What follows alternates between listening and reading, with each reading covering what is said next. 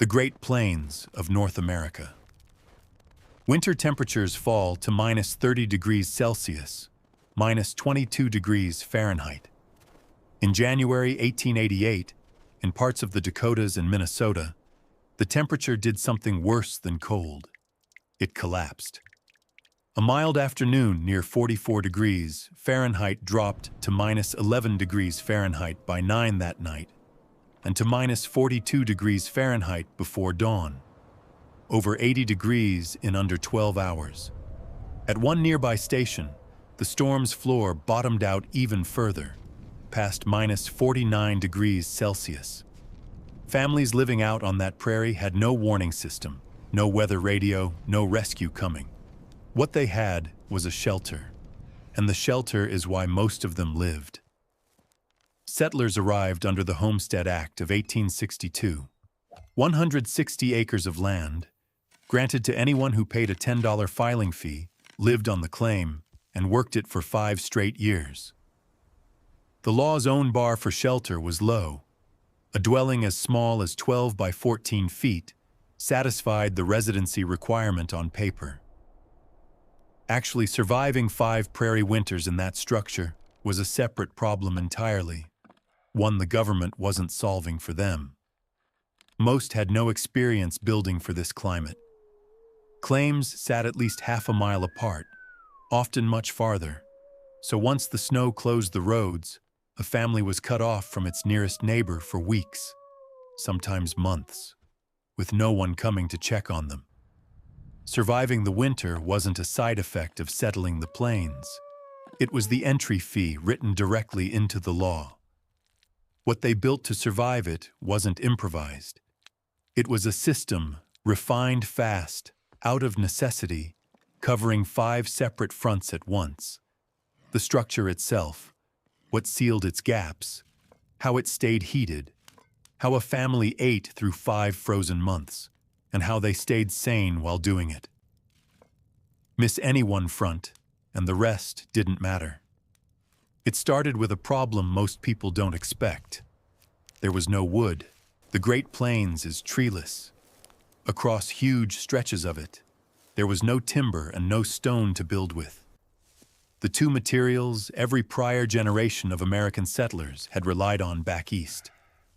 What the plains had instead was grass.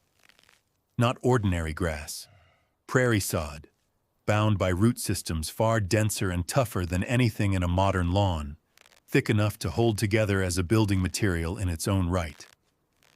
Settlers cut that sod into blocks, sometimes triangular wedges, and stacked them like masonry. No mortar, no fasteners, just root mat locking into root mat. Walls went up roughly 2 feet thick. Interiors were sometimes lined with canvas or stucco, both for finish and for an extra layer of protection against the raw earth. It was cheaper than a wood frame house and faster to build, though it came with a real cost. Sod walls needed constant upkeep, and a poorly capped roof let rain straight through. A finished single-room cabin, sod or log, wasn't large. 16 by 20 feet was typical, a few hundred square feet holding an entire family through 5 months of winter. Everything a household needed to survive had to fit and function inside that one footprint. Farther east, in wooded regions, families built with logs instead. Bark was stripped first, since bark trapped moisture and invited rot and insects, and many pioneers went a step further, squaring the log into a flat-sided beam rather than leaving it round, trading a little extra labor for a tighter fit between courses. Squaring a log was its own small skill. A felling axe cut a line of V-shaped notches down the trunk, spaced roughly 16 inches apart, and the waste wood between each notch was knocked away. Then came the broadaxe, a short-handled blade beveled on one side, built to pare off thin, controlled slices rather than chop. Worked down the length of the log until one face sat flat and smooth enough to seat tight against its neighbor. Corners were locked together with saddle notches, dovetail notches, or square notches, cut by axe, hatchet, or saw, so each log seated snugly on the one beneath it without a single nail. Door and window frames went in during construction, helping brace the walls while the logs were still being set. Two different materials, two different regions, solving the exact same problem. Keep the cold on one side of the wall and the family on the other. And roofs on both types of cabin often use the same answer as the walls: sod, bark, or thick prairie grass thatch laid over a wooden frame, using the sheer mass of the earth as insulation. That only worked with a solid layer of thatch underneath to keep the sod from rotting the roof out from below. Neither material was free of trade-offs. Sod went up faster and cheaper than a wood frame build, and its earthen mass gave a family reliable warmth from the first winter on. But the walls needed constant upkeep, and a poorly capped sod roof let rain straight through onto whatever was underneath. A log cabin, once sealed properly, could outlast a sod house by generations. But sealed properly was the entire fight, one that never really ended, and a family rarely built alone. Raising a log cabin was heavy enough work that it was often turned into a raising or a bee. A landowner sent word out, and neighbors came from miles off to help stack and notch the walls, sometimes over the better part of a day, sometimes longer. Women arrived with food and ran a quilting bee of their own alongside the construction.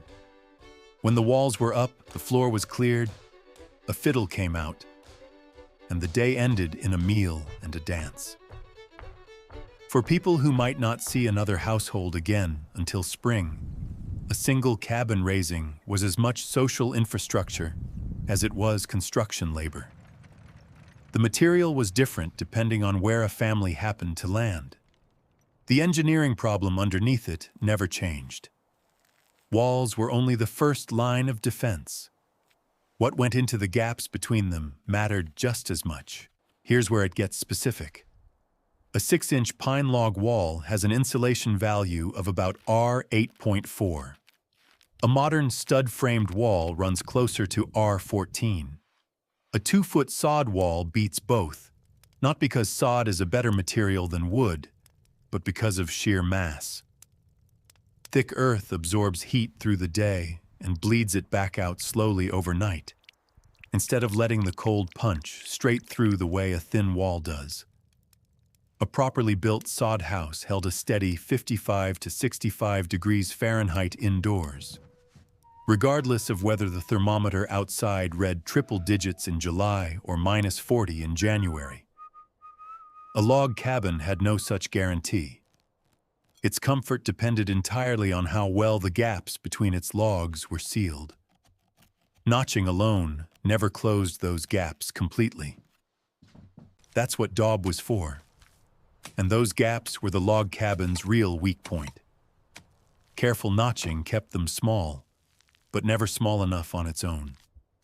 Settlers packed the remaining space with a mixture called daub, clay and sand, roughly 1 part clay to 2 or 3 parts sand, reinforced with straw, dried grass, or animal hair for strength.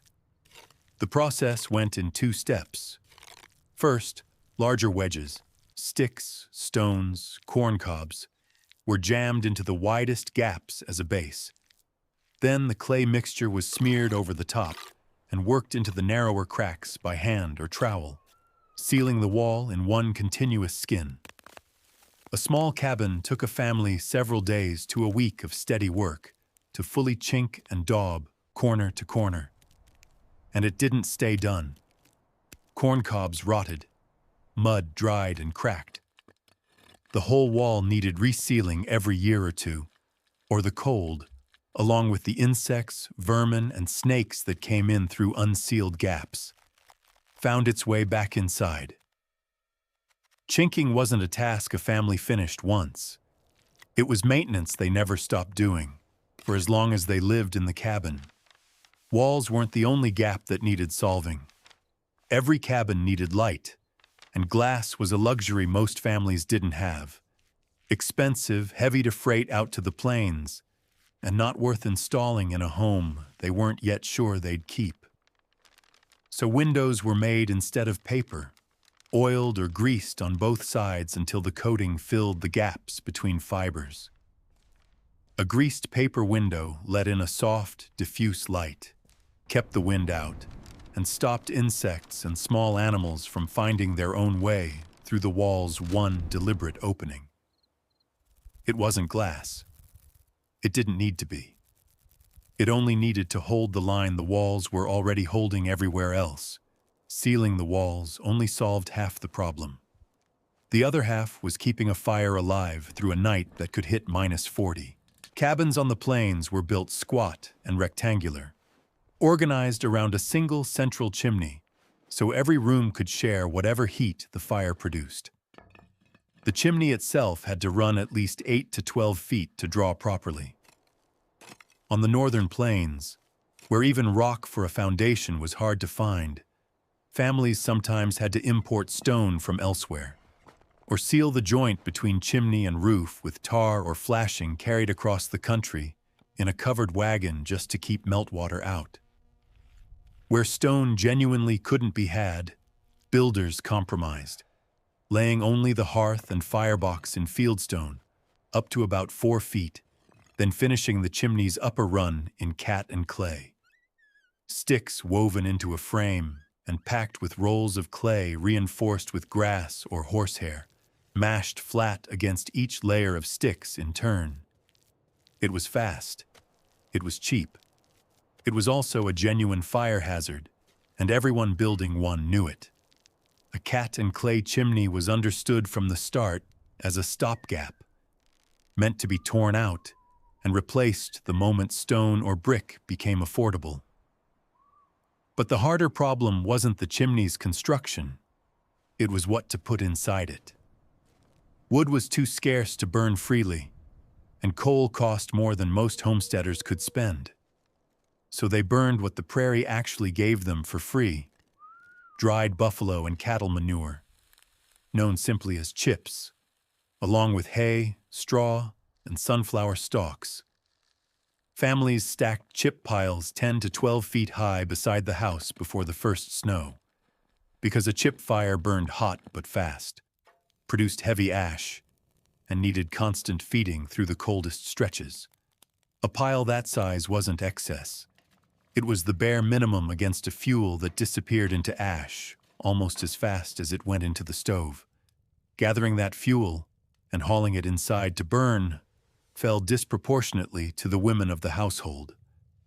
On top of the cooking, the same fire was also expected to do. Even with the chimney drawing and the chips burning, the fire had hard limits. One settler's account from the brutal winter of 1862 described his sister's feet frosting while she sat directly beside the stove, wrapped in quilts. That single detail says more than any temperature reading could. This wasn't a family failing to build a fire. It was a fire doing everything it could, and the cold still winning at the edges of the room. Heat radiated outward from that single chimney in a shrinking circle, and a family's whole existence through January and February collapsed inward to fit inside it. One room, one fire, one narrowing ring of warmth between them and -40 outside the door. Frontier settlers elsewhere left near identical accounts of that same losing fight. One, describing a sudden hard freeze that made his cabin unendurable, wrote that he built up the fire as high as it would go, then hung blankets between himself and the flames, not to block the heat, but to trap it, sitting wedged between the blanket and the fire just to keep from freezing where he sat. A working fireplace wasn't the end of the cold problem. It was the last line still holding when every other layer had already been beaten back. Keeping that fire fed was only step one of surviving until spring. The other was not running out of food first. There was no fresh food once the ground froze, so everything eaten in February had to already exist by October. Root cellars did the heaviest lifting, dug fully or partly underground, sometimes cut straight into a hillside, holding root vegetables in wooden bins and barrels that could keep them edible for months at a stretch. Some families dug the cellar directly beneath the cabin floor itself, letting the same earthen mass insulating the walls do double duty protecting the food supply below. What couldn't be cellared was preserved another way, each method matched to what would otherwise spoil fastest. Apples, peaches, and berries canned, cucumbers, tomatoes, corn, and beans pickled, meat smoked, salted, or dried, since without refrigeration, it wouldn't otherwise survive the season at all. None of this was a backup plan improvised as winter closed in. It was the plan, laid months ahead of the first frost, calculated against a calendar with no room for error. A family that guessed wrong on quantity in October didn't get a second chance to fix it in January. Food alone didn't keep a body warm, though. That took a second system, worn rather than eaten. Inside the cabin, warmth wasn't only architectural, it was worn. Buffalo coats, heavy, sleeved, worn by men, women, and children alike, became so associated with surviving the plains that they turned into a kind of shorthand for frontier toughness itself. Underneath, wool did the daily work. Socks, cloaks, layered underclothing. Many families kept a small flock of sheep for exactly this reason. Meat on one side of the ledger, a renewable supply of insulation on the other, turning fabric into another form of stored survival the same way a root cellar stored food. And every cabin ran on quilts. Not decoration, insulation, sewn by hand. Girls began piecing them as young as 8 or 10 years old, because a family's survival through the coldest months depended on having enough finished quilts stacked by the time autumn ran out. A quilt wasn't a keepsake in progress. It was equipment, years in the making, for a winter that was always coming. Sleep itself was engineered the same way. Most cabins were one room, often with nothing but packed dirt underfoot, and the family bed was a cloth sack called a tick, stuffed with straw or corn shucks and restuffed once or twice a year, laid across a plain wooden frame. Children were put several to a bed on purpose. Shared body heat did more for a cold night than any single blanket could. Dressed in heavy nightclothes and stocking caps to stop the fastest heat loss of all, straight out through the top of the head. Beds were piled with every quilt the household owned, and some frames were built tall enough to slide a second, lower trundle bed out from underneath at night, giving even more children a place to sleep close to the floor's residual warmth. None of it looked like engineering. All of it was. Even a well-insulated, well-heated, well-fed cabin left one problem unsolved: the isolation itself. Homestead claims sat far enough apart that a family could go an entire winter without seeing another human being outside their own walls. Flat, treeless land in every direction, no landmarks, no visible neighbors, month after month. The cabin raising that built the walls in the first place might be the only large gathering that family saw all year. It produced a documented psychological toll settlers called prairie madness, depression, insomnia, social withdrawal, irrational and sometimes violent outbursts, and in the worst cases, breakdowns severe enough to fill regional asylums beyond capacity. The condition had a name specifically because it was common enough and consistent enough in its symptoms to be recognized and recorded as its own distinct hazard of the plains. Not an isolated case here or there, but a predictable cost of the isolation itself. Women bore the brunt of it more than men. Farm work at least pulled men toward town, toward supply runs, toward other people out of necessity. Women were far more likely to be confined to the cabin itself, snowed in with the same four walls, and the same handful of faces for months at a stretch, with none of the outside contact that gave the fire and the food and the walls any relief from the silence.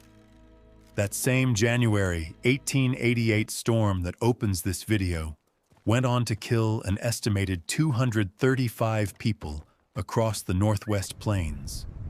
213 of them school children, caught outside when the temperature collapsed.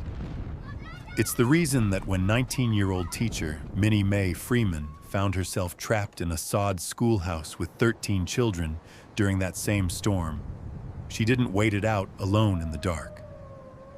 She tied the children together with twine, end to end, and led them on foot through a whiteout to the nearest farmhouse, rather than risk being cut off with no one able to reach them.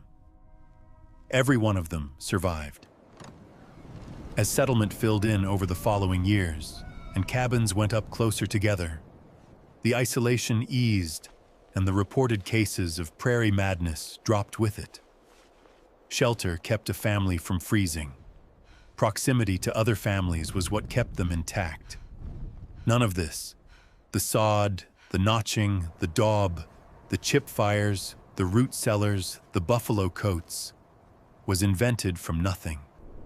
It's the same engineering answer that shows up wherever people have had to build shelter against extreme cold, with whatever the land actually provided. Centuries earlier and an ocean away, Norse and Icelandic settlers faced the identical problem on their own treeless terrain and reached the identical solution independently. Their turf houses used walls built from strips of cut turf called clambra, layered grass side down in a herringbone pattern so the living root system bound the structure together. Walls that ran 1 to 2 meters thick, thicker even than the prairie's 2-foot sod, but running on the exact same principle. Earth as thermal mass, not wood, holding the heat in. And with timber just as scarce there as it was on the Great Plains, Norse households burned the same category of fuel prairie families did. Dried animal dung, driftwood, occasional peat, to heat homes that, like the sod house, stayed warm through brutal winters on minimal fuel. Two unrelated peoples, separated by an ocean and hundreds of years, arrived at the same wall, the same fuel logic, and the same outcome. Because neither one was solving a cultural problem. They were solving a physics problem, and physics only has so many answers.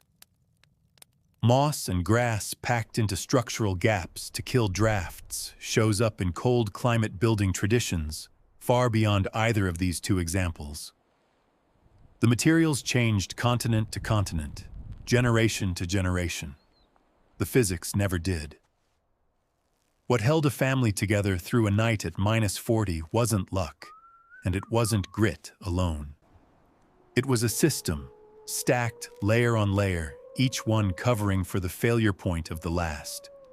Walls thick enough to hold heat, paper thin enough to still let in light, gaps sealed against wind and resealed every time they failed again, a fire fed by whatever fuel the land actually gave up.